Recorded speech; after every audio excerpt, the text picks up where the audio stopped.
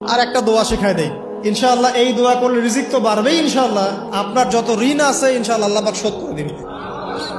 বিশ্বাস করলেন না?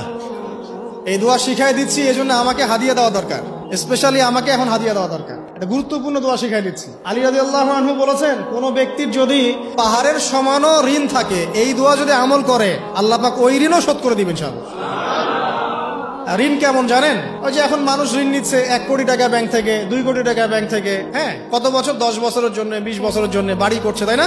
তার ধারণা এমন যে সে মারা গেলে তার ঋণটা কেউ না কেউ শোধ করে দিবেই দিবে, তাই তো? আর আল্লাহর রাসূল কি বলছেন দেখেন, একজন মারা গেছেন, নবী সাল্লাল্লাহু আলাইহি ওয়াসাল্লামের সময় একজন মারা গেছেন, তো নবী করিম সাল্লাল্লাহু আলাইহি ওয়াসাল্লাম বলছেন, এই ব্যক্তির কি কোনো ঋণ আছে? একজন সাহাবী বলেন, হ্যাঁ ইয়া রাসূলুল্লাহ, তো ঋণ আছে। নবীজি বললেন, তোমরা ওর জানাজা পড়ো, আমাকে ডেকো না, তোমরা ওর জানাজা পড়ে নাও, আমি জানাজা পড়তে চাচ্ছি না। আমি এখন কেমন করে আপনাকে বুঝাবো ঋণ কত ভয়ঙ্কর জিনিস? আপনি যে ব্যাংক থেকে 3-4 কোটি টাকার লোন নিয়ে রাখছেন, লাখ লাখ টাকা লোন নিয়ে বসে আছেন, দিব্যি সুখে বসে আছেন, এমন চিন্তায় যে আপনার মৌত হবে না। আর নবী সাল্লাল্লাহু আলাইহি ওয়াসাল্লামের সময়ে একজন মারা যাচ্ছেন, তিনি বলছেন তোমরা জানাজা পড়ে নাও, আমি জানাজা পড়তে চাচ্ছি না। মানে ঋণগ্রস্ত ব্যক্তি জানাজাও তিনি পড়তেন না। তারপরে একজন এসে বললেন, ইয়া রাসূলুল্লাহ, আমি তার ঋণ শোধ করে দিব, তার যা ঋণ আছে আমি শোধ করে দিব। তখন নবী এসে জানাজা পড়লেন সাল্লাল্লাহু আলাইহি ওয়াসাল্লাম।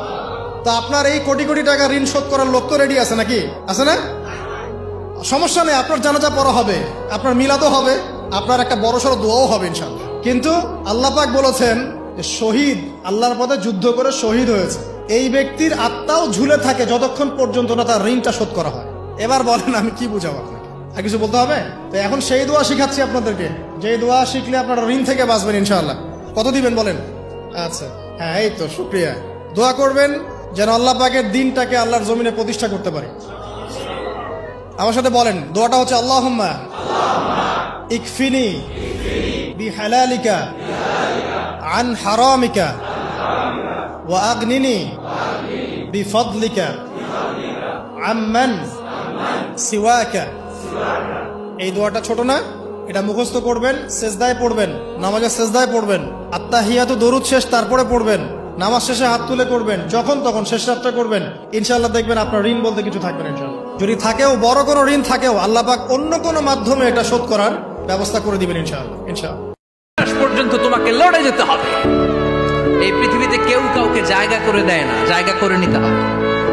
এই পৃথিবীটা, the life is not a bed of roses, এটা ফুল বিছানো কোনো ফুল সজ্জা নয়, এটা কণ্ঠকাকীর্ণ। কেউ আপনার স্পেস করে দিবে না, কেউ আপনাকে সুযোগ করে দিবে না, কেউ আপনার জায়গা করে দিবে না, বরং আপনি জায়গা করে নিলে টাইনা নিছেন আমাকে। কথা বলেন। এজন্য কখনো অলসতাকে স্থান দেয়া যাবে। এত মায়া, এত ভালোবাসা কই যাবে? কেউ থাকবে না, সবাই আপনার অন্ধকার কবরে রেখে দিয়ে চলে আসবে।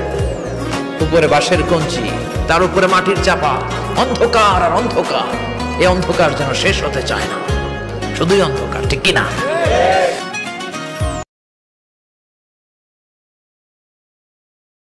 আল্লাহ, আজকে শুক্রবার, পবিত্র জুমার দিন। এই পবিত্র দিনে তোমার কাছে একটাই চাওয়া, তুমি সেই অসহায় মানুষগুলোকেও ভালো রাখো যারা অন্যকে ভালো রাখতে গিয়ে নিজের ভালো থাকাকে কুরবানি দিছে।